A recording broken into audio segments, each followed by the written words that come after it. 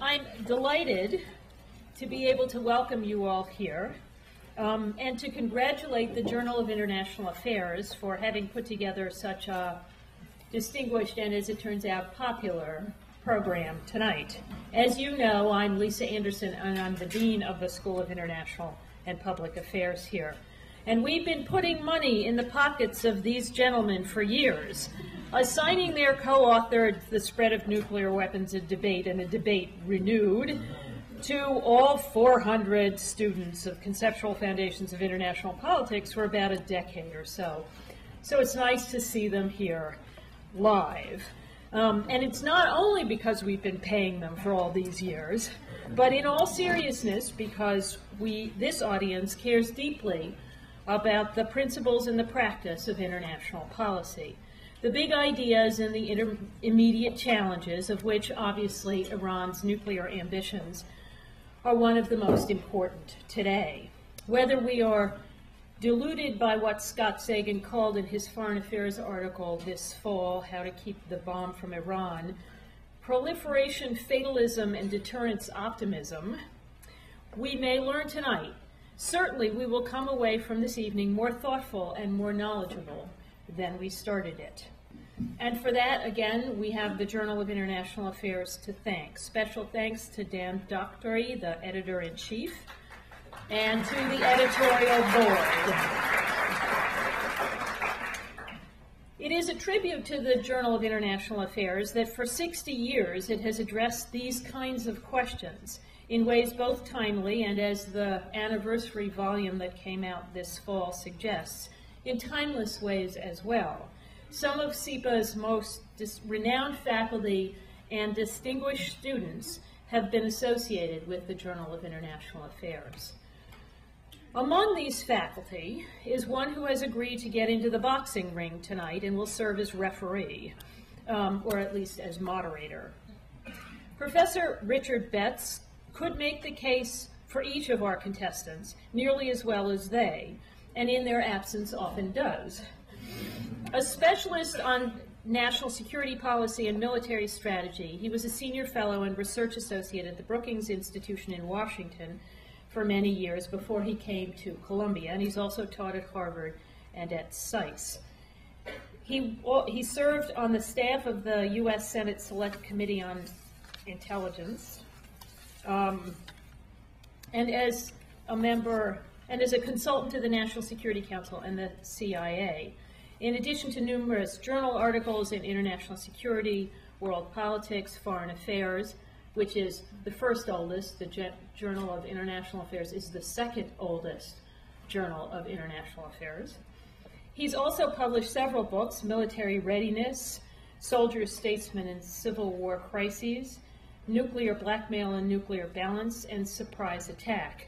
He also co-authored a number of books, including the prize-winning Irony of Vietnam, The System Worked. He is now not only a professor here at SIPA, he directs our International Security Policy Program and the Arnold A. Saltzman Institute for War and Peace Studies. Perhaps for the next Journal of International Affairs conference, he'll tell us whether the system was working when we got into our latest quagmire, but for the moment, I will let him, we will pursue a different question, which is whether Iran should go nuclear. Dick, the arena is yours. Thank you very much.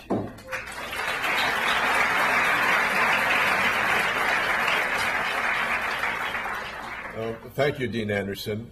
You noted how we have put money in the pockets of Ken Waltz and Scott Sagan. I think it's only fair to note that Ken Waltz has put money in the pockets of Columbia, and especially the Institute of War and Peace Studies, since long ago when he wrote what he probably didn't quite realize at the time was going to be an enduring classic on the basis of support from the Institute of War and Peace Studies.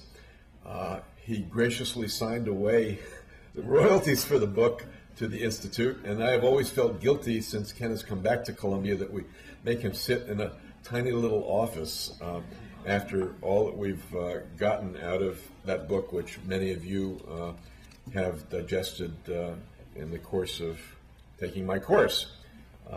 Also, Ken has published in the Journal of International Affairs, of course. And I've known Scott Sagan since, it's now over 25 years ago since you came to Brookings finishing your dissertation. We both had dark hair then. But we're fortunate to have both of them here. And this debate, which I suspect will be a little more civilized than we might hope, but it's appropriate for two special reasons.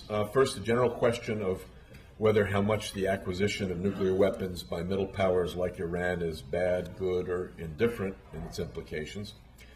Those of you who survived my course on war, peace, and strategy have read Kenneth Waltz's argument for why nuclear weapons are good for children and other living things. And those who took conceptual foundations, at least last year, I forget if it's on the syllabus this year, have read the debate book that Ken and Scott have, which gets into the question in great provocative detail. The question tonight is how the particular case of Iran fits into this debate. But the second reason, and more directly relevant to the focus on Iran, is that there's a question in the air at this very moment about whether the United States is about to attack Iran in an attempt to set back its nuclear program. The United States has dispatched a carrier battle group to Iran's vicinity. It's not clear why this makes sense unless President Bush is considering, or at least the option of an air attack. If it's simple coercive muscle flexing, it could prove to be embarrassing if Tehran doesn't back down and the United States does not attack, exposing this gesture as a bluff, reminiscent of sending the carrier Enterprise to the Bay of Bengal in 1971 to intimidate India during the invasion of East Pakistan, a gesture that was revealed as an empty tacit threat. So should the United States attack Iran to damage its nuclear capabilities? If not, does that mean that you think prospective Iranian nuclear weapons will not be a grave danger, or agree more or less with Ken's side of what I expect to be the positions laid out in the debate? Or does it mean that other instruments can as effectively impair Iranian progress toward developing nuclear weapons, or something else? We have two of the most thoughtful and provocative observers of international relations to hold forth on these questions raised by Iran's nuclear program, and we'll try to keep the focus as much as possible on Iran. Ken and Scott will present their basic arguments, then I'll pose a few questions to them, and then we'll open it up for the audience to participate. Ken? Well, it's nice to see all of you, and thank you very much, Dick, for that kind introduction. And I might say I'm very happy in my little office. I have no complaints whatsoever. Well, I have a few things to say about nuclear weapons, and then I'll say a few things about Iran. One, of course, is that nuclear proliferation is not a problem because nuclear weapons have not proliferated. The proliferation means to spread like wildfire. Well, we've had nuclear military capability now for over 50 years, and we have a total of 9 militarily nuclear capable states. That's hardly proliferation. That is indeed glacial spread. If another country gets nuclear weapons now and then, but it does so for good reasons, it's not an object of great worry.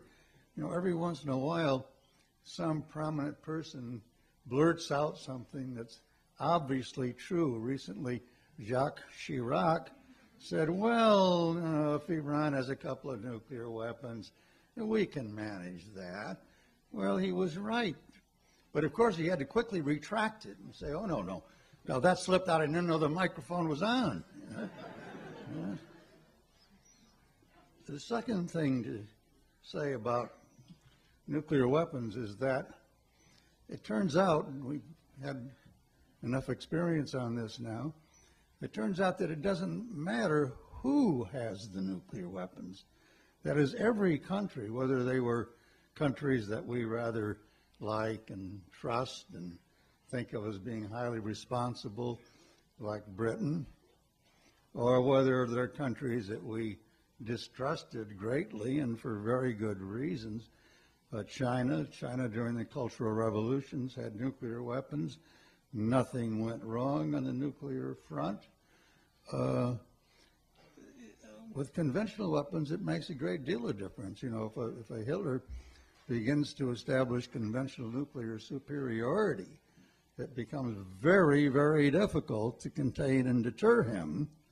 But with nuclear weapons, it's been proved now over and over again that whoever gets nuclear weapons behaves with caution and moderation. There's no exception to that. There's also no exception to the, you know, it's now fashionable for political scientists to test hypotheses. We're almost obsessed with testing hypotheses. Well, I have one. If a country has nuclear weapons, it will not be attacked militarily in ways that endanger its manifestly vital interests. 100% true, no exceptions. Again, over a period of more than 50 years. That's pretty impressive. Now, why would Iran want to have nuclear weapons? There are two very simple ways of answering that question. One is by looking at the map. To its east, it has Pakistan and Afghanistan, right? Countries that do not look greatly stable, countries that I think would make any neighbors feel a little uneasy about what's going to happen next. And to the west, it has Iraq.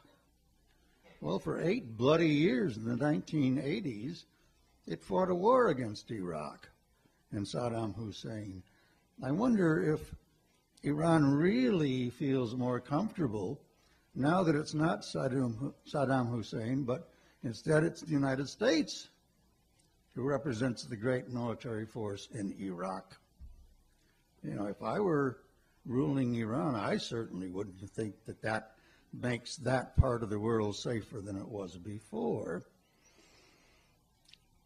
And the second thing is, if you have a president of the United States who says 3 countries form an axis of evil, George Bush said that in 2002, right? And then he proceeds to invade one of them, right? Iraq. But what are Iran and North Korea to think? Maybe we're next. Now, we're fond of talking about rogue states who are, you know, very dangerous states, hard to deter and all that. What state would you name as the biggest rogue state in the world? There is no way to deter the United States other than by having nuclear weapons. No country can do that conventionally.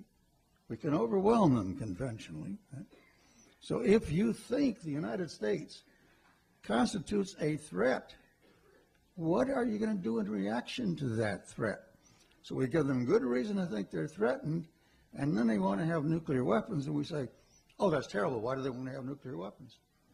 If you were making decisions for Iran, what would you say to yourself? Would you say, we don't want nuclear weapons? Or would you say, hey, let's do everything we can to get a small number of nuclear weapons and to get them just as quickly as we possibly can?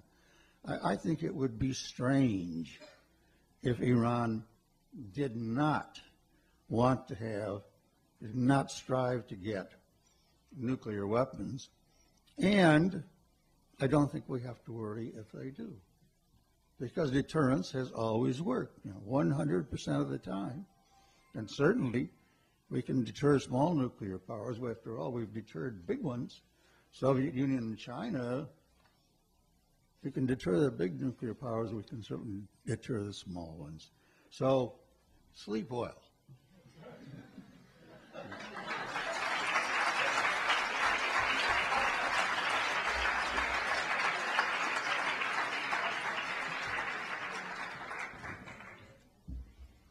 Thank you for this invitation. Nuclear weapons are horribly destructive.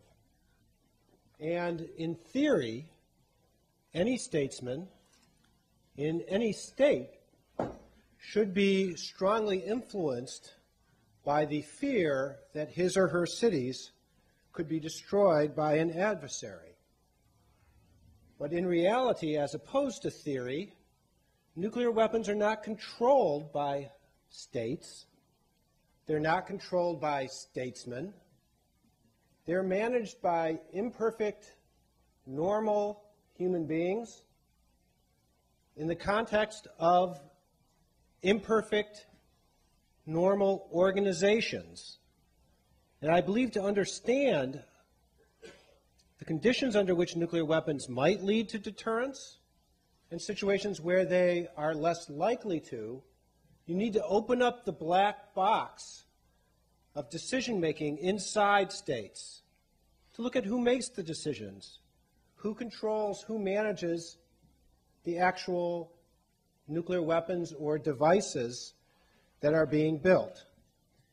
We fail to do that currently in our thinking about Iran.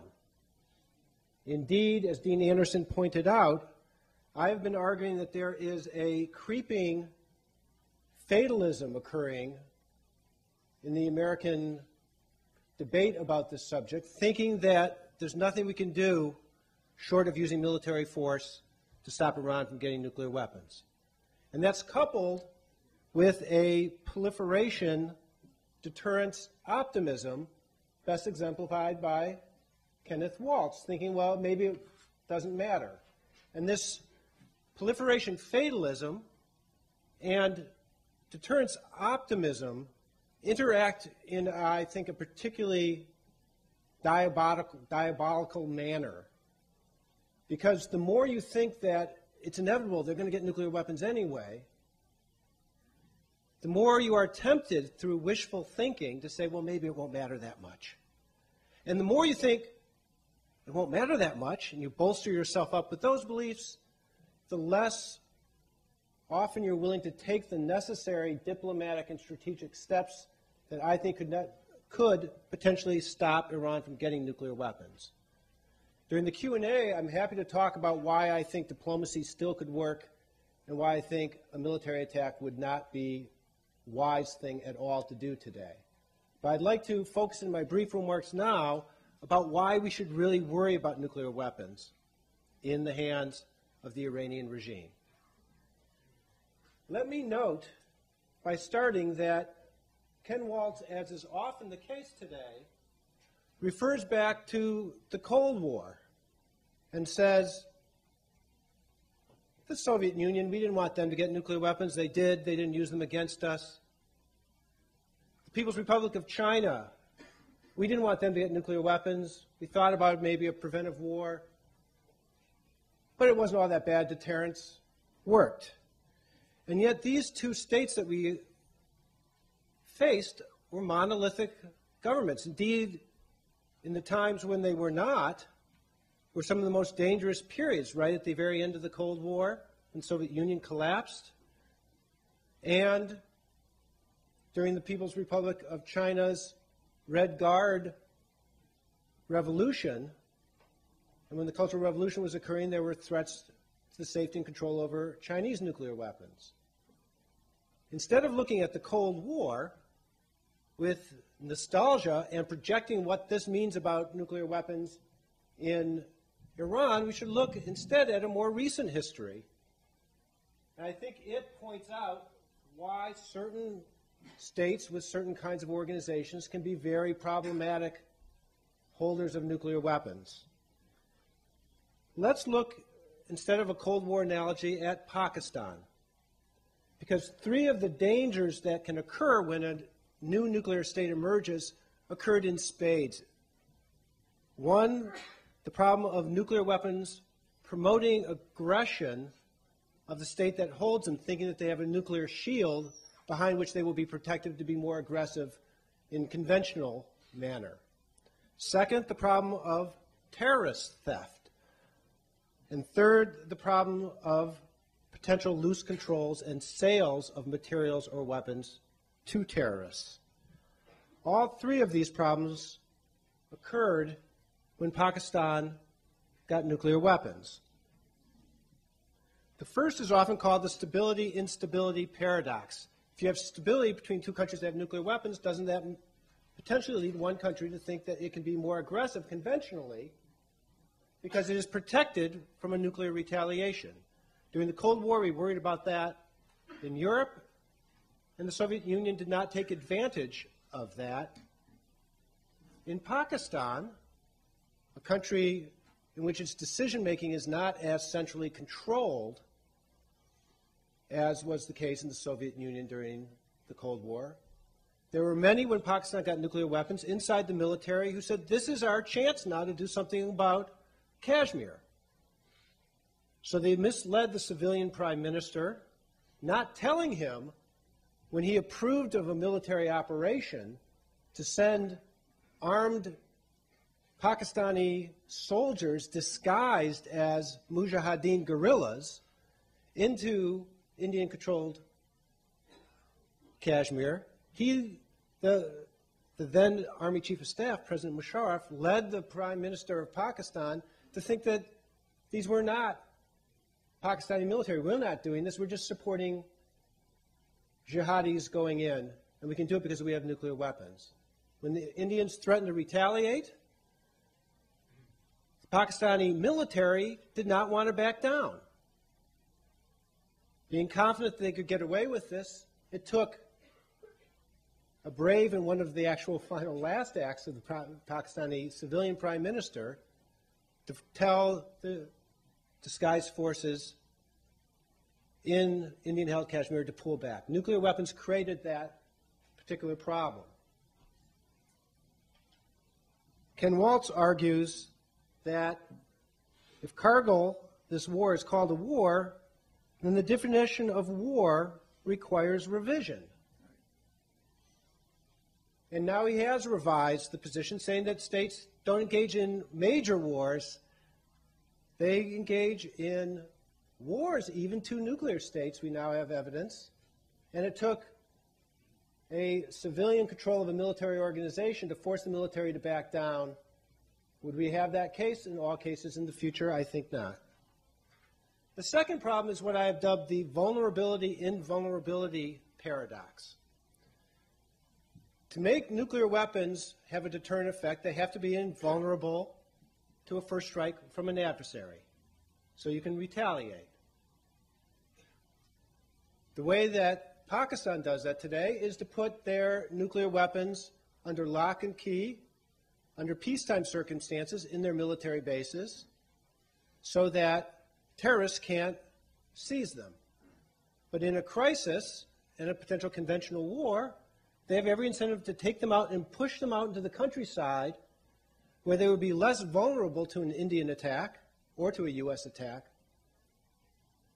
and more vulnerable to terrorist seizure if they're on a missile roaming around the Pakistani countryside. This problem can be best illustrated by a quote from 1999 when during this Kargil crisis and war that I referred to, the ISI, the intelligence organization, came up with an idea. How can we make our weapons less vulnerable to an Indian attack? Let's hide them in Afghanistan. Now, the Indians would never be able to attack them there. We would reduce the vulnerability to an Indian attack, but would increase the likelihood that Al-Qaeda or the Taliban or another jihadi group could seize them. And the third problem is the loss of control and the potential that someone could give nuclear weapons to a new state. Professor Waltz asked in his, or commented in his chapter in our book that we don't need to wonder whether they, the new nuclear states, will take good care of their weapons. They have every incentive to do so. The central government or the abstract group called the state may have incentives to do so, but other people within the organizations that actually control these weapons may not have that same set of incentives. And we now have the history of the AQ Khan network in Pakistan, where a senior scientist with help from others, because of his own interests and greed began to sell bomb design, centrifuge technology, the actual centrifuges themselves, to Libya, offered them to Iraq in 1981, but Saddam actually turned it down because he thought it was probably a CIA secret ploy. It wasn't. It was actually a genuine offer from the AQCON network to help the Iraqis. They also obviously started the Iran program, turning it from a very small program to a much larger one when he began to sell nuclear centrifuges to Iran in 1987. So let's say what affects if Iran does go nuclear using that perspective and that analogy instead of the Cold War analogy. Well, first, in terms of the stability paradox, possibly that individuals would be more aggressive. You should ask if Pakistan gets nuclear or if Iran gets nuclear weapons, will it behave more aggressively in the Middle East? Well, on the one hand, you have what I think is a good insight from Professor Waltz, that the United States might be more reluctant to attack Iran if they have nuclear weapons. And indeed, I do believe that that's why they're so interested. On the other hand, you have the possibility that some Iranians, especially in the Islamic Republican Guard Corps, could feel that it is safer now to probe, to attack Americans, to attack bases, to support the terrorist attacks that Iran supported in the past against American bases in Saudi Arabia, for example. The balance is not clear, therefore, what the final outcome would be. More probing attacks, more provocation. Indeed, this is why I'm so worried about the crisis going on right now with Iran. It's not because I believe the Bush administration wants to attack Iran. I think they're making threats, but I think there are some in Iran who actually wouldn't mind an attack occurring because it would add support for the regime. And it's possible that they're going to actually increase rather than decrease attacks by Iranian agents in Iraq against American forces to force our hand. Very dangerous situation that could be repeated even if they have nuclear weapons. Second problem, theft. It is true that nuclear weapons are easier to hide than some large conventional weapons. But it's because of that that you have to be very careful where you hide them because of terrorist organizations and insiders inside your own country yourself. So the Iranians now are trying to reduce the likelihood of an attack against their sites by dispersing them and hiding them out in the countryside. But that's going to increase the likelihood that there won't be central control over their whole program, and therefore would increase the likelihood that if they do develop weapons, fearing an American attack, they're going to put them out in the countryside in hidden places that terrorists or insiders could potentially seize. And then lastly, the question about ambiguous control. Here you should look at who controls the weapons.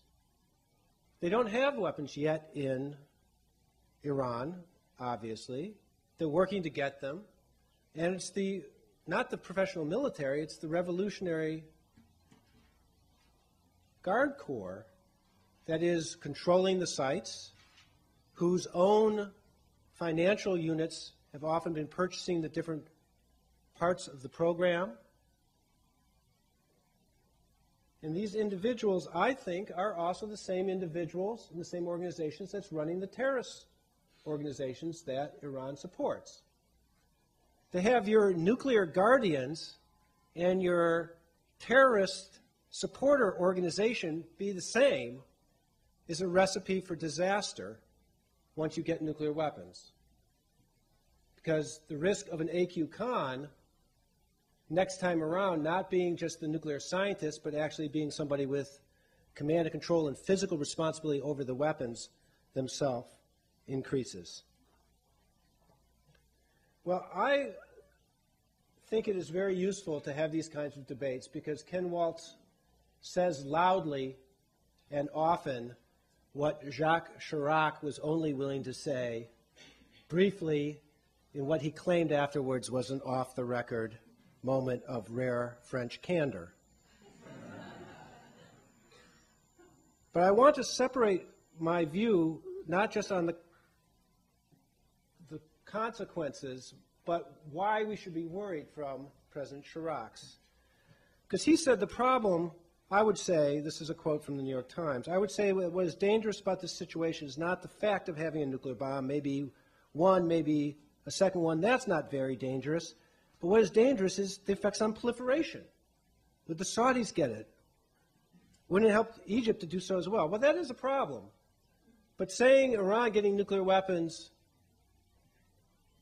produces a problem of proliferation elsewhere is like telling your kid, don't take heroin because it could lead to stronger drugs. Iran getting nuclear weapons will be strong and disastrous enough because of the organizations that purport to manage nuclear weapons in Iran will be weak,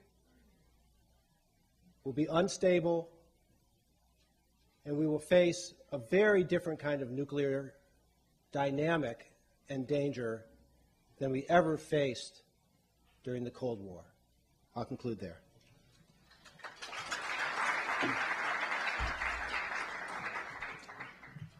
All perfectly clear.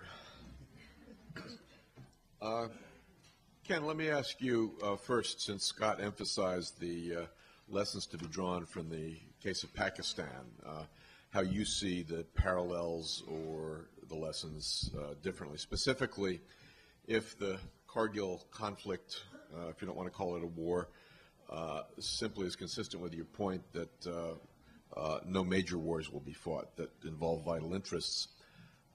Operationally, how can you have confidence in that, in the sense that what happened in Kargil, in effect, was a game of chicken, a slippery slope in which it's not clear which side has the incentive to be the first to stop. How can you be sure we weren't simply lucky in that case, and that in another sort of Kargil case, that slippery slope would go to the lengths you're confident won't happen? I think that slippery slope in a world in which countries had conventional weapons only would indeed lead to a direct conflict, in other words, a conventional war. And I think, and I know a lot of Indians and Pakistanis think, that what prevented that conflict from becoming the fourth war between India and Pakistan was the fact that each had nuclear weapons and knew the other had nuclear weapons too. And there's a limit to how far you can go. As one Indian military officer said, we found, as we expected, that the trigger for a war does not lie in the Kashmir frontier. It lies where there are more important, in other words, as I said, vital interests at stake. And of course, skirmishes can take place, and of course, conflicts can and will occur, but they will be contained, as they always have been. And there's a difference between nuclear optimists like me. We deal with the world as it has been now for more than 50 years. Now, what happens when two or more countries have nuclear weapons? How do they behave? Pessimists deal with hypothetical disasters that have never occurred. Right? So there seems to be that the optimists are the realists, and the pessimists are the ones who are often some kind of ill-defined world of hypothesis or theory. Yeah, but Ken, all disasters are things that have never occurred until the first time they occur. Your precedent from the Cold War, the stability of the U.S.-Soviet competition, involved fairly stable, secular regimes oriented to their material interests.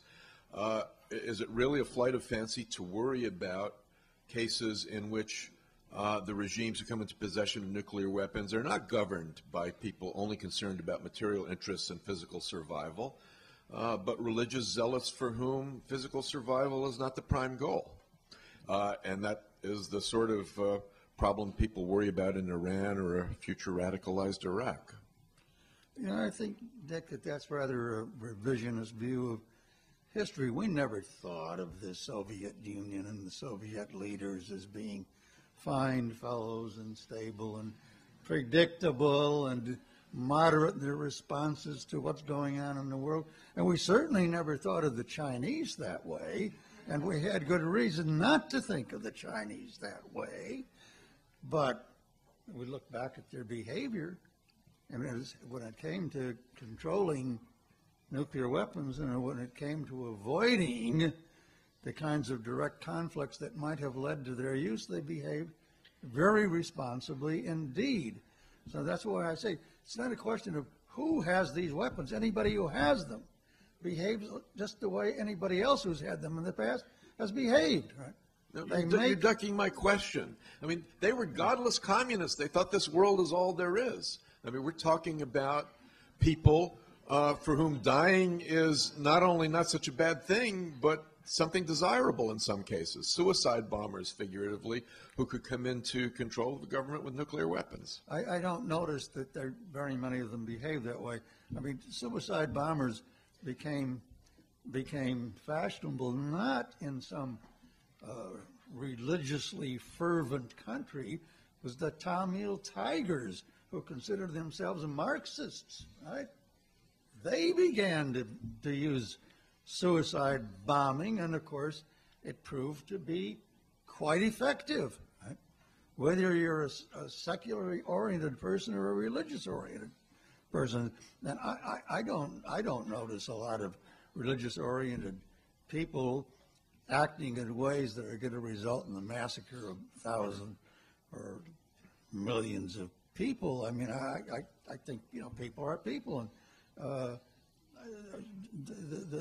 the pie in the sky that the heavenly rewards, I don't think motivate very many people. So I don't worry about who has them. I don't want too many countries to have them. In fact, countries show there's been no rush, there's been no headlong rush toward acquiring nuclear weapons because, well, one reason I think is, most countries don't need them. And if you don't need them, you don't want them because they're a pain in the neck. Scott's right, they're hard to take care of. And it's very important to take care of them very, very carefully, but it takes a lot of work. So you're better off without them unless you really need them. So we should be careful not to give other countries reasons to believe that their security requires their having nuclear weapons. Scott, I have to hope Ken is right because I can't figure out what to do about it if you're right. Can you tell us what to do about it in the case of Iran? You emphasize the importance of looking inside the black box, understanding the details of how organizations that would have custody of these weapons actually work, what their typical organizational dysfunctions or pathologies are that could lead to a disaster. Does that suggest, for example, that we should take military action to try to control the nature of the regime that governs the country, or does it mean that we should sort of use the clean needles approach? That is, say, if they're bound to try to do this, at least let's try to help reform and fortify those organizations so they can do it better, more like the Americans and the Soviets did, less like the sorts of situations you worry about. If a state already has crossed the Rubicon and has developed its nuclear weapons, I'm a firm believer in the clean needles approach, and indeed have been very active in talking with Indians and Pakistanis about what lessons from the Cold War, how do we manage our nuclear weapons, how did the Russians do it, what kinds of organizational personnel reliability programs, nuclear emergency search teams, and other organizational fixes to try to address, ameliorate, if not solve these problems. But before a state gets nuclear weapons, we should not give up on diplomatic efforts. I'm enough of a realist, in Ken Waltz's terms, to believe that our threats against Iran have had this effect of making the Iranian regime more interested in nuclear weapons. Our basic policy, our official policy of regime change, potentially by force, is incompatible with our nuclear nonproliferation policy, because it's encouraging the Iranians to think that this is the one thing that they're going to need in the medium term. In the short term, they can behave aggressively because we're so tied down in Iraq, and as their defense minister put it, Americans think of you as being strong in Iraq. I think of those forces as being hostages to us.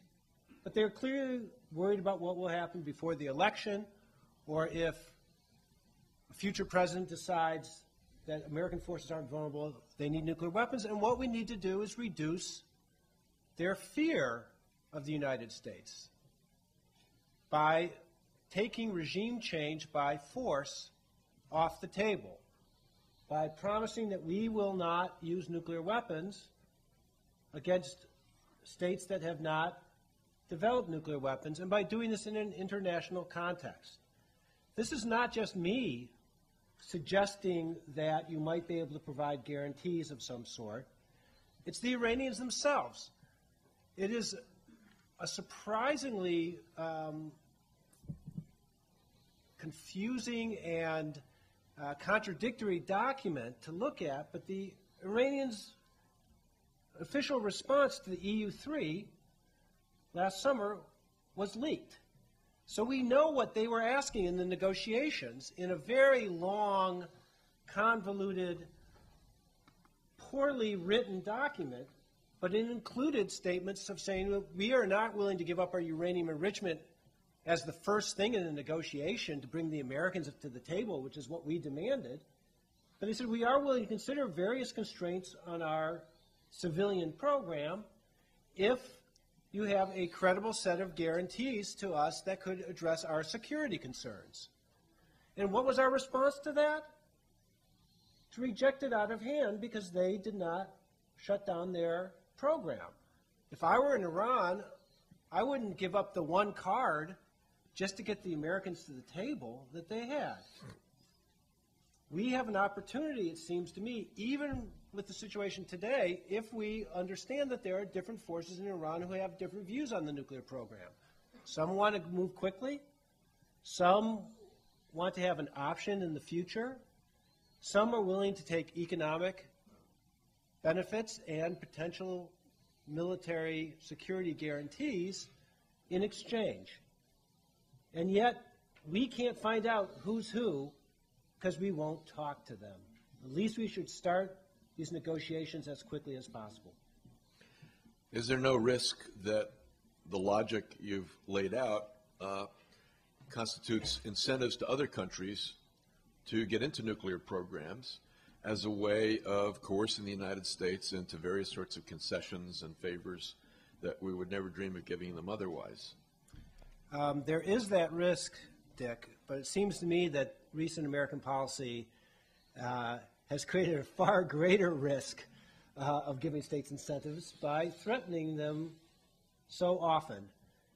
There are always incentives that someone in another country will come up with saying, oh, you gave them clean needles afterwards, therefore it's not so dangerous for us to get these weapons. Oh, you gave them light water reactors and promised not to attack them. That's not a bad incentive to give somebody.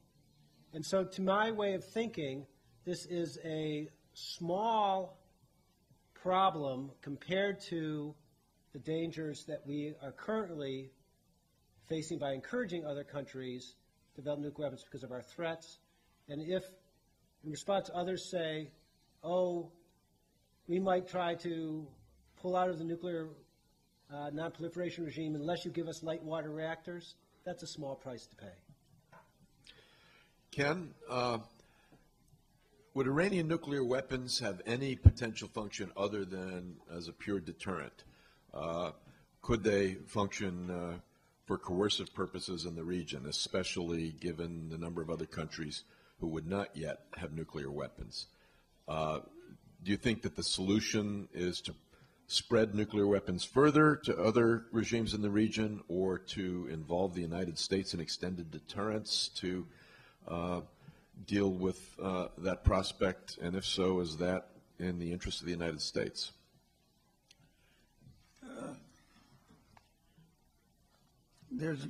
Nobody has figured out how to do anything with nuclear weapons other than to use them for deterrence. Well, let me amend that. There is a form of blackmail that might work, and that is blackmail to make money. I mean, North Korea may have had that in mind. In other words, you buy them off. But when most people say nuclear blackmail, they think of one country saying, we have nuclear weapons, and unless you do this, free some people or whatever, we'll drop one on you. Well, that's simply not plausible, and nobody has tried it, nobody has done it, and if anybody tries it, it won't work. Now, how can, we've got countries with lots of nuclear weapons, we among them, and we haven't figured out how to do anything with these things except to use them for deterrence. How is some relatively backward, dinky nuclear country going to manage to use its nuclear weapons for purposes other than deterrence? I don't see any possibility of that. Now, it may be, as Scott says, that a country with nuclear weapons gets a little more freedom of action, but not much. It certainly does not gain much ability to act in conventional ways or other ways because it has nuclear weapons. Again, nuclear weapons serve one purpose and only one purpose, and that's deterrence. One last question, Scott. Will any Iranian regime permanently lose interest in nuclear weapons, even if we do things right? Or isn't this a case where there will be a permanent incentive to consider this option, and where anything that outside powers do to try to moderate it will have to continually be renewed or increased in order to keep Iran out of the nuclear club? And is this just a holding action? I believe that the best way of viewing the Nuclear Non-Proliferation Treaty and the resulting regime that has, as Ken Waltz started, led to a world in which we only have only 9 nuclear weapons, is to see that there are many states who have a long-term interest in hedging their bets, develop nuclear power, agree not to develop nuclear weapons, but become closer to getting the bomb because of the way that they've developed their nuclear power. Iran will be one of those countries. I have no doubt that it will develop nuclear reactors. They're doing so at Bushehr. They will develop some technology. And the trick is how to constrain that so that it's a latent program that that they can't break out immediately, and would take many years in which diplomacy might potentially work. So yes, any regime will want to have some nuclear power. Not all regimes will want to actually go so far as to make nuclear weapons out of their latent power capability. And our long-standing, and I fear everlasting, policy dilemma will be how to maintain latent nuclear states in the closet. We're going to have more and more of them in the future. And I frankly would like to see a world in which all nuclear weapon states become latent states without arsenals, but having a capability to build them if necessary, rather than the world of nuclear porcupines that Ken Waltz envisions, with more and more countries getting nuclear weapons and not using them. We should be moving backwards towards a nuclear power but no nuclear weapons world, rather than moving in the other direction. Okay, audience, we have 40 minutes, lots of people. Please indicate which of the speakers you're directing your question to, and be brief. Dick, can I just reply to that last Okay. one? I think a world it's called a world with virtual nuclear weapons, that is, not weapons in being, but as Scott says, the capability of building those weapons. So we get rid of all of our weapons, all of the nuclear countries. We're at zero, but the countries that have nuclear weapons now still know how to make them. That strikes me as being the most dangerous kind of world because, well, in the first place, any country that has leaders that are all intelligent are going to hide some. So everybody's going to believe that every other nuclear power still has some. They don't know how many. They don't know where they are. Right? If any countries are foolish enough to get rid of them, and then somebody finds out that these other countries have them, there's going to be a big rush to rebuild. I mean, you create a very unstable situation by going back to zero in a world in which a number of countries still know how to make them. So every country is then poised, but first to hide some, and then to make some as quickly as possible if there comes the moment of need. Very bad world. Floor is open. Yes. I direct this to Mr. Sagan, but to Professor Waltz, really either one. Two names that weren't mentioned with regard sort of the geostrategic perspective of Iran developing nuclear weapons are the possible reactions of Israel and of Saudi Arabia, and especially in the latter, it being at the opposite end of the religious spectrum, or a different end, and also vying with Iran for influence in that region. And I wonder if they would like to comment on possible reactions there. And maybe factoring into this prospects of Iranian interactions with Iraq, which can degenerate into all sorts of unstable situations. Well, both the Israelis and the Saudis have spoken out loud about the danger, but also have spoken by their actions. And the Israeli comments both that they would not accept a nuclear Iran, and they have also started to build submarine forces that could have nuclear weapons at sea so they could retaliate even if Israel itself was destroyed first. That is, they are doing something to reduce the vulnerability of their nuclear arsenal. So that to me suggests that the Israelis themselves have not decided whether they're going to use military force to reduce the threat, because it's going to be hard for them to do it, or whether they will accept Ken Waltz's arguments and live with the nuclear Iran, because that's going to be hard for them to accept as well. The Saudis, I find to be a fascinating case. They have just announced that they're going to start a cooperative peaceful nuclear research program with other states in the Gulf region to look at desalination and other forms of nuclear power that could be useful for other purposes. Whether they're serious about that, whether that's giving them some research that create a breakout potential, I don't know. But clearly they're trying to think about their reactions. The other reaction that they might have is to pursue a joint deterrent with the Pakistanis, their Sunni brethren, with whom they have strong ties. Indeed, the Crown Prince of Saudi Arabia has visited A.Q. Khan's laboratory, reportedly afterwards only to pursue conventional weapons deals with him, but nonetheless a worrisome possibility.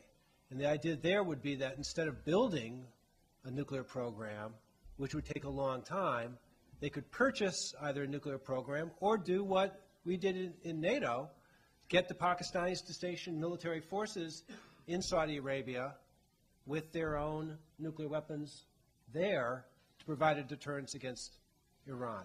So those are, I think, thus far the ambiguous but nonetheless rather worrisome reactions of Israel and Saudi Arabia. Well, we have some experience. I have no doubt but what Israel would find it hard to accept an Iran with nuclear weapons. But if a country acquires nuclear weapons, what can you do other than accept that? We know this from our own experience. The Bush administration said that for North Korea to have nuclear weapons is simply unacceptable. So they test nuclear weapons, and what do? We accept it, right?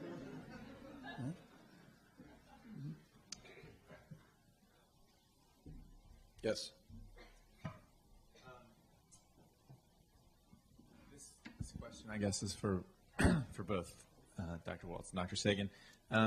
Under Article 4 of the Nuclear Non-Proliferation Treaty, all countries are permitted to pursue nuclear energy for peaceful means.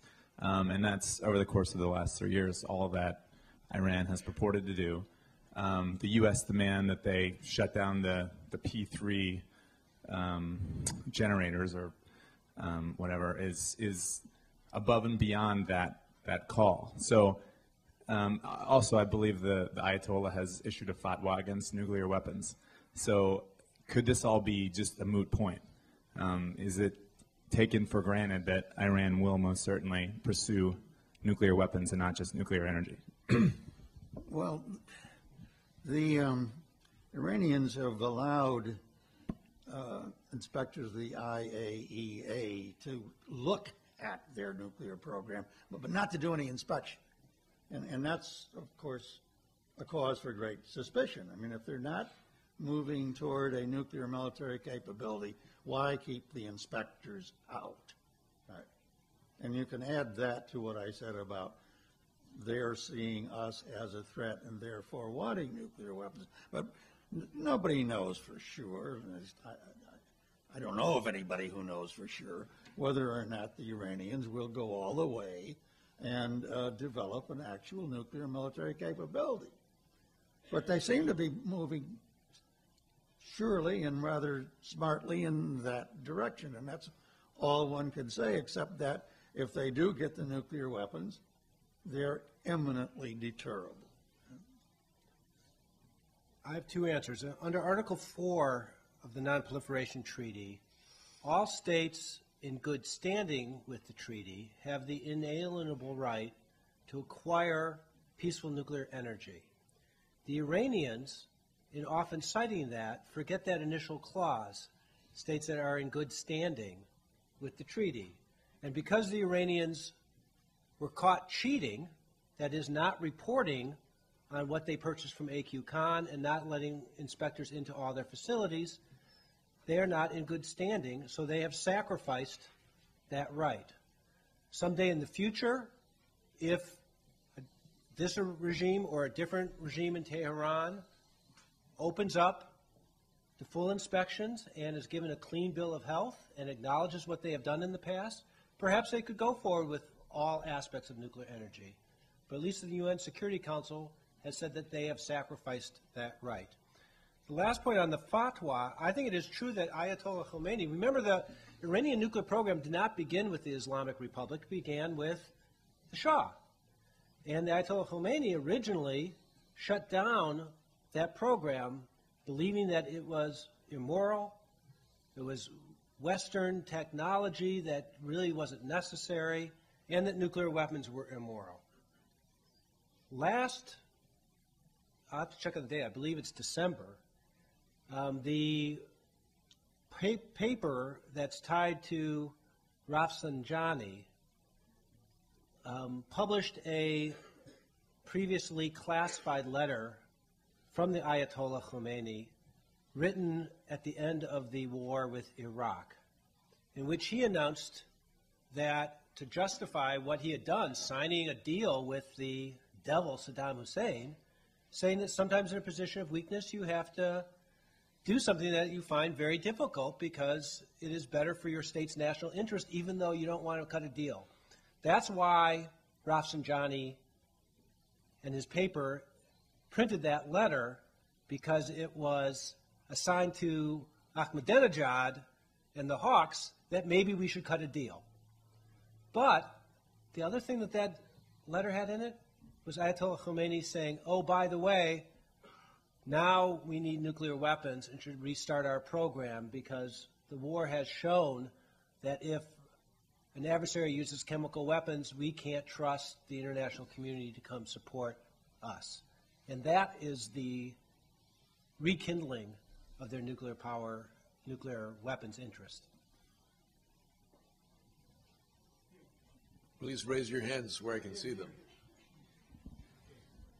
No, Professor Batts said that if Iran has nuclear weapons, will be a spread of proliferation of nuclear weapons, like in Arab countries as Egypt or Saudi Arabia or Jordan. But Israel has nuclear weapons, and there was no spread or proliferation of nuclear weapons afterwards. So why would it be different with Iran? It can be true both. I don't think it would be. I raised the question. I think it very much would be for two reasons. One is you got to realize that there was a spread after the Israeli decision, and that's why the Israelis attacked the Osir reactor in Iraq in 1980. So there was a reaction, but the Israelis prevented it, or at least delayed it, because then it went underground, as we found out when we invaded in 1991 and found a program that was a year or two for getting nuclear weapons. And the second reason why it would be different today is that the Israelis, for better or for worse, practiced a pretty subtle policy of not declaring what they were doing. And for a long period of time, it provided a cover whereby Arab governments could say to their people, we don't know what the Israelis are doing. We don't need to rush to get these things for the forces of nationalism. We'll be better off pursuing other economic benefits and not having to react. I fear that the Iranians, because of the way we focused on this and because of their own domestic politics, are very likely, if they do move all the way to get nuclear weapons and we're not able to prevent this, hopefully through diplomacy, they'll be proud, open, more like North Korea in the way they treat their weapons and less like Israel. There.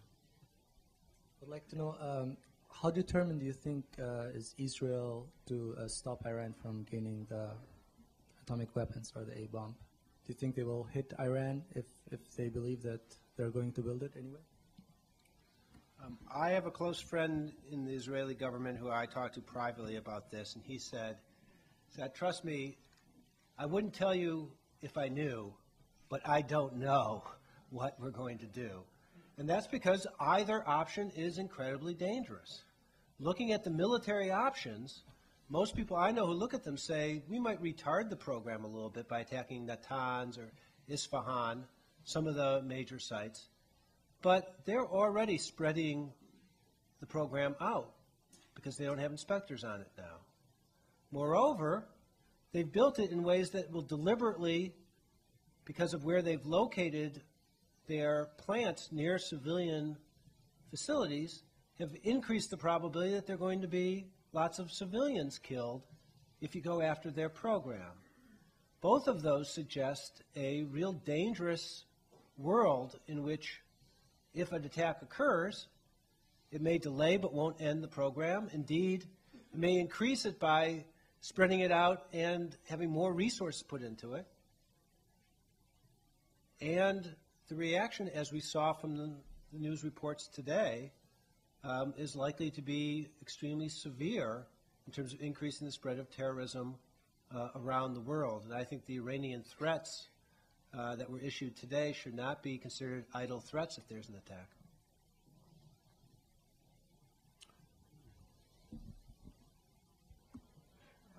I have this question for Professor Sagan.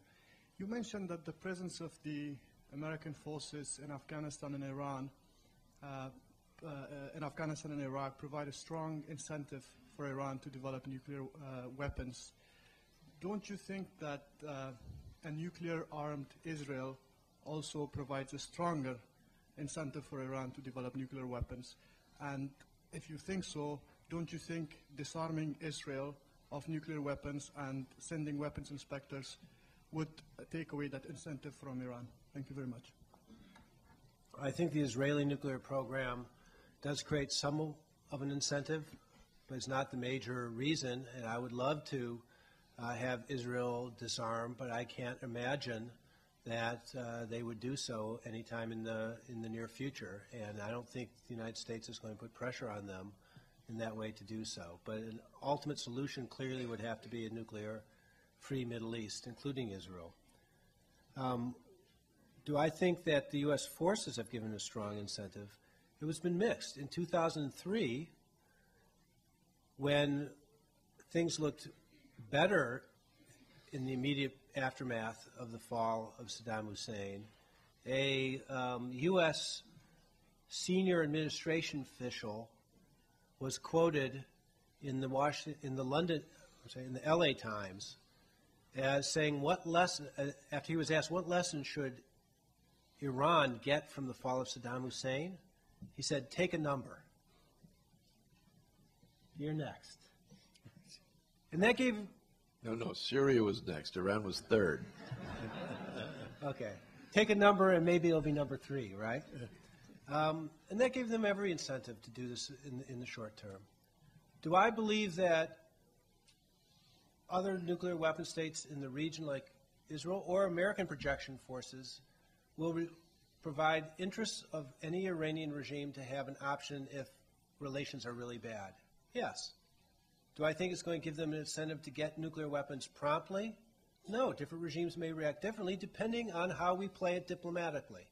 And that's why our current policy of refusing to talk to them, threatening them in the way that we are, simply encourages the elements there who want to move quickly to get nuclear weapons and discourages those who say maybe we can have a deal that could prevent us from having to do what otherwise we have to do. One difference, too, is that Iran doesn't have to deter an Israeli invasion, since it's not feasible for Israel to take effective conventional military action on the ground against Iran, which it is for the United States. It is for the different story. Thank you for your wonderful remarks. Being an Iranian, I have channels that I speak to, and there's a dialogue right now in Iran that no matter what, we're going to get the nuclear weapons, and it's our national right. But aside from that, don't you think that U.S. and Israel are more in danger from a nuclear Pakistan than they are from nuclear Iran?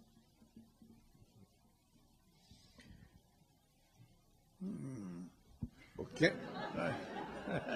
Ken's answer is 0 from either, right? That's right. I think actually we are in grave danger, and we, from a nuclear Pakistan, because of the problems that they've had of control, because of the jihadis, and because of the nature of their government. As long as the military is in firm control, I worry less, but I do worry about a Islamic coup there or rogue elements within the military seizing weapons or selling them. So I do worry about Pakistan a lot. In terms of national right, I think there are many Iranians who think it is a right to get nuclear weapons. There are many who don't, and you can't have that debate openly in Iran because of the cover story that they're just pursuing nuclear power. The recent public opinion polls suggest that some Iranians think that's a perfect right, they're going to get nuclear weapons, and others really have bought into the argument that we just need nuclear power and nothing else.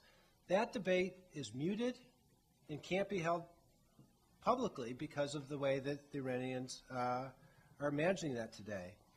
All states don't have a right to get nuclear weapons. They do have a responsibility to keep to the treaties that they have signed. And Iran has signed the Non-Proliferation Treaty as a non-nuclear weapon state, and therefore it currently today does not have that right unless it withdraws from the treaty. But then it should return all the materials that it got when it was a member in good standing of the treaty. And that's the dilemma that we're facing. Arguably, the least implausible way al-Qaeda could ever get access to nuclear weapons is an indirect result of a bad regime change in Pakistan. Daniel, you have special privileges to ask the next question. Thanks. This is a question for Professor Waltz. I know that Professor Sagan discussed a bit what he would think of as the ideal U.S. policy right now, given the facts on the ground that we're currently dealing with, maybe providing some kind of security guarantee or opening up negotiations about various other things. I'm wondering if you had the presidency here right now, given what we know today, what you would tell him or what you would suggest. What I would tell George Bush? Yeah. Well, I certainly would tell him to talk to the Iranians and the Syrians, right? And to play down the threats that we have a kind of a drumbeat going on now about Iran and the danger that Iran poses and the possibility that it would actually get nuclear weapons and so on. I mean, we instill fear in Iran and in all the countries around Iran. I mean, we should stop the drumbeat. We should talk more quietly, more reasonably, and we should talk to the people who we think of as causing present or possible future problems, such as Syria and Iran. I might suggest that the two wars we have going on are enough for the moment. Yes. Well, he has a microphone. It'll get to you next. Professor Sagan, you suggested that Iran will probably be more public about its nuclear program, although another plausible scenario might be that they would continue to sort of drag foot and make noise about it right now as it's going until the point where, whether true or false, they establish the impression that they might have the capability and then pursue a strategy, do what Israel is doing, basically. Strategy of ambiguity about their nuclear weapons, which would in itself be a deterrent and would, give them the authority to maybe refuse inspections, but at the same time pursue the, have the deterring capacity of having the weapons. So how do you think that scenario might play out, particularly as we'd have two powers in the Middle East that are pursuing strategic ambiguity, both of which allegedly might or might not have the nuclear weapons? Well, first off, we should note that the veil over the Israeli program has been pretty thoroughly dropped, not just because of leaks of past scientists and engineers who were involved with the program, but because of the Prime Minister's own statement earlier this year in what I think was not a deliberate lifting of the veil, but nonetheless a pretty clear statement. I think that the Iranians are unlikely, for more technical reasons than political reasons, to follow a complete policy of ambiguity if they push forward in this way. And the reason is that they're going to have a hard time being sure that they have a nuclear deterrent, because it's going to be a far more primitive kind of arsenal than what the Israelis had and what the Israelis were able to develop over time. And so they are more likely to be like the North Koreans, who, after all, could have done the same thing. For years, we said, oh, they have materials for maybe 1 or 2 bombs. Then when we started threatening them with the axis of evil speech and confronted them over evidence that AQCon had given them some centrifuges and therefore they were cheating on their agreement, they said, yeah, you're right. Nothing you can do about it because you're getting bogged down in Iraq and you can't have yet one more war, and we're going to push forward with our program. Why then, given that we knew that they had taken the materials out, and we also knew from my colleague Dr. Siegfried Hecker's visit to the Yongbyon reactor, where he was shown and was able to hold the actual plutonium metal, why did they not stop there? Because they were concerned that we weren't confident that they actually had that deterrent. So in the fall, they decided to move forward with a test, which incidentally was not a fizzle, as has widely been reported, but instead there's information that the North Koreans told the Chinese ahead of time this is going to be a very small detonation, and we can't make it too big because we're worried that the test site will have venting problems and there'll be a spread of materials and radioactivity in the area. We're going to do a very small weapon explosion, and incidentally used less material that way as well. And so if you follow the logic of concerns, given the threats that they were facing, I think an initial test is likely, and I think it would be the same in Iran.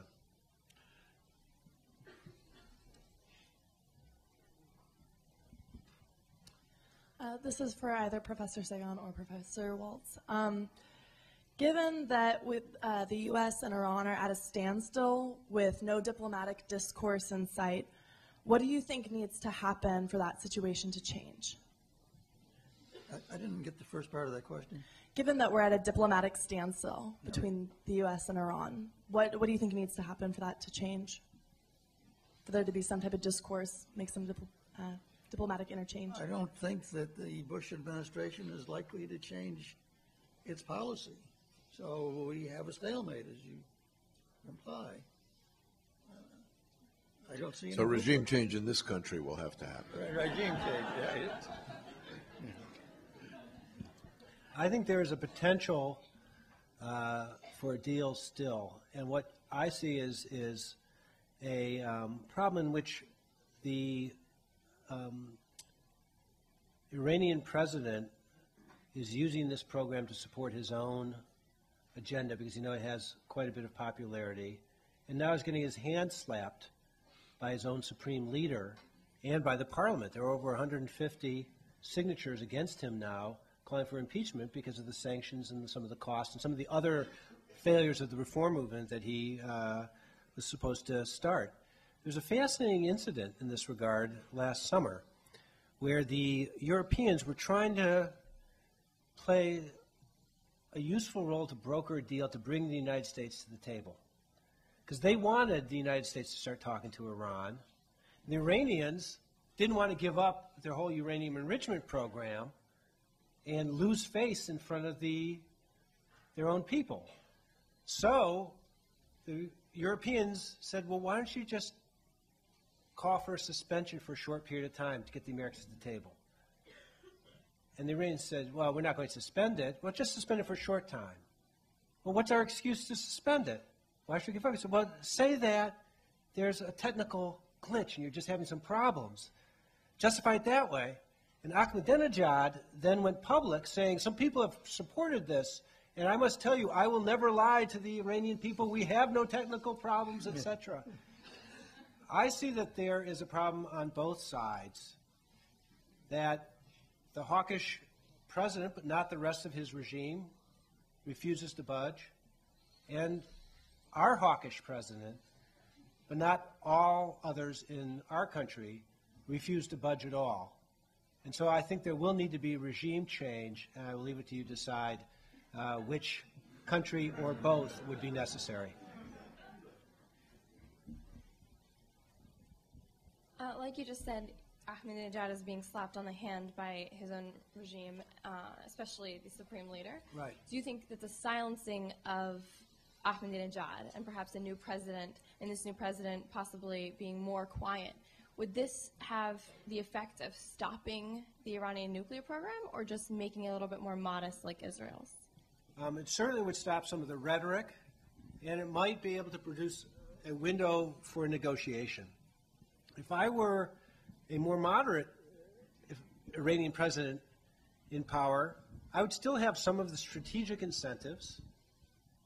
I'd still want to get the best deal possible, so I would still be threatening to break out of the regime if necessary. And yet, I'd also be open to the possibility that an enormous infusion of economic assistance from the West, an agreement of the Europeans, the Russians, the Chinese, and the Americans together that we will not use military force to change the regime, could potentially enable a deal to be struck that would be in both countries' interests. I still have hope that that could occur, but it's a hope down the road, not a hope over the next 2 years. Thank you both for this excellent discussion. I'd stand up, but I think I might get in the way of the camera behind me. My question's for Professor Waltz. I think you make a pretty compelling case that Iran would not use its nuclear weapons in a directly offensive way, but I'm not convinced as to why they would not sell them to a terrorist group. Could you clarify why you don't believe that's a threat down the road? A country that gets nuclear weapons has to put a lot of effort into it, run risks. A country such as Iran knows that we suspect that if they have nuclear weapons, they might let some of their nuclear military material escape or wink at it or just, so if let's say terrorists got nuclear weapons, what would we say? We'd say Iran did it, right? And Iran could expect very harsh treatment of one sort or another. I mean, it's hard to disperse nuclear military capability and be sure that you're not going to be found out. You certainly can't be sure that you're not going to be blamed, even if it was not you who did it. So the potential costs of dispersing nuclear military capabilities clandestinely, the potential costs for doing that could be very high. So I don't worry as much about nuclear weapons escaping from the control of governments as many people do for the reasons I've just given. I worry about it greatly because terrorist organizations have tried to get nuclear weapons. We know from things found in the caves in Afghanistan that bin Laden had offers out to try to get nuclear weapons, met with Pakistani scientists, but we know that he did not go so far as least at that time as to get them. We also know of a not well-known incident from the 1970s in which the Baader-Meinhof gang, the German terrorist group, attacked a U.S. military base in order to try to seize our nuclear weapons there. So if there is a nuclear weapon that goes off in an American city in the future, I actually think it's going to be not, I believe that under current technology, it is not at all certain that we would know where the weapon came from. And if we followed the logic of, say, Jacques Chirac, who also says, well, if a weapon goes off from a terrorist group, we'll attack Iran. Well, it may come from Iran. It could come from North Korea. It could come from a Soviet weapon that then became a Russian weapon and then was thought to be destroyed but wasn't. It could come from one of our weapons that was guarded in a poor way, although I think our guarding force is probably the best in the world today. Therefore, the Defense Department and the Energy Department has a massive program called the Nuclear Forensics Program to try to actually develop a data bank of all nuclear materials around so we could actually even tell, but we're not there yet. And so I think this is a very serious problem and will be for some time. Abe Wagner. Going back to your earlier discussion about the kidneys, how do you view, for example, the possibility of distributing not weapons to the states, but control technology like aggressive actions? I mean, nuclear weapons are complicated devices. They're not like forces to live rockets, like light a match. But in terms of maintaining stability, giving technology that they can't be used to like that. Yeah, it was interesting. Before September 11th, I was active in a program run through our center at Stanford to try to provide the Pakistanis with the knowledge of different both technical devices, but often procedural, organizational factors like the psychological testing programs or the two-man guard system, and how do we do those kinds of things.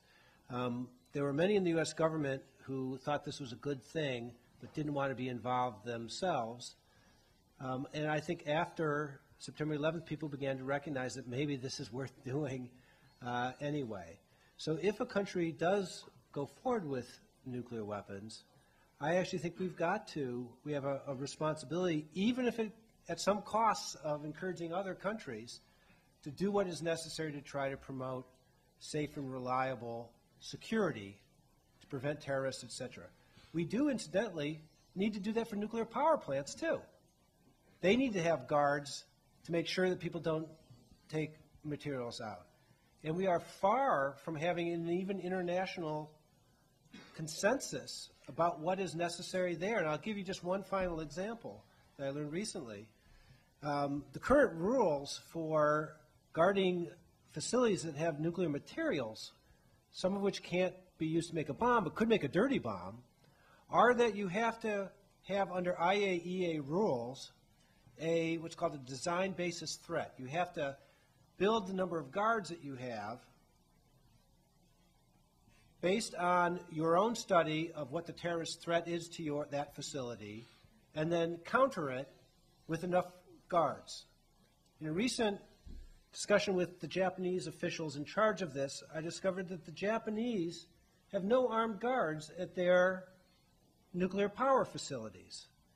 And when asked why, they said because we don't have armed terrorists that we would have to worry about seizing them. We could call the local police and they could get and help us out in time if there's any kind of problem.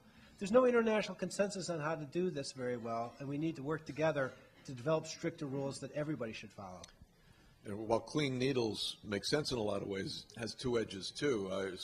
Scott, you probably know more about this than I remember, but the story about how in the 1960s, John McNaughton and others tried to tell the Soviets about a lot of the control technologies we had to prevent unauthorized use, things like PALs and whatnot. And according to folklore, at least, this helped them build a more effective force. Instead of keeping the warheads and the delivery systems 50 miles apart, they could mate them because they had greater confidence in the control systems. We have time for one question and two leisurely answers, or two questions and quick answers. Quick question. The Bush administration has made a lot of noise, at least periodically, about the development of a missile defense system. I guess my question is, if that technology could actually be perfected and ultimately deployed, admittedly a big if, how would that affect each of your respective views on this issue? How would that change your calculus, I guess? You know, if we had a perfectly reliable, 100% certain defense against ballistic missiles, that would not mean we had a defense against the delivery of nuclear weapons, because they can be delivered in so many different ways. Depressed trajectories, put weapons on boats, float the boats into major harbors like New York or wherever, explode them. As somebody said, you know, we're referring to Pakistan, India, put them in an ox cart, right? Pull the ox cart across the border and some target and explode the bomb. It's simply unimaginable. You know, these nuclear weapons are they're relatively small. They're relatively light. In the Los Alamos Museum, which is not classified, there's a 1-to-1 model of a thermonuclear weapon. It's about that long. It's about 30 inches long, and it's about a diameter about like that. Right? Now, you know, you can move that thing around, and you can hide it, and you can deliver it in many, many different ways. So it to me, is simply inconceivable that we can have an effective defense against nuclear weapons. And so if you have a pretty good defense, and any president's going to be briefed and told, well, yeah, it's a pretty good defense, but you know, it's not 100%. It might not even be 75%. Who's going to run the risk? So investing in nuclear defense is futile. It's throwing money away. We end on a note of agreement. I think the ballistic missile defenses, even if they worked, wouldn't produce the kind of stability that we would want. And moreover, that is a huge if that I would not spend very much money on at all, given our current technology. Well, I'm shocked that we didn't come to a consensus and a solution on this question, but thank you both.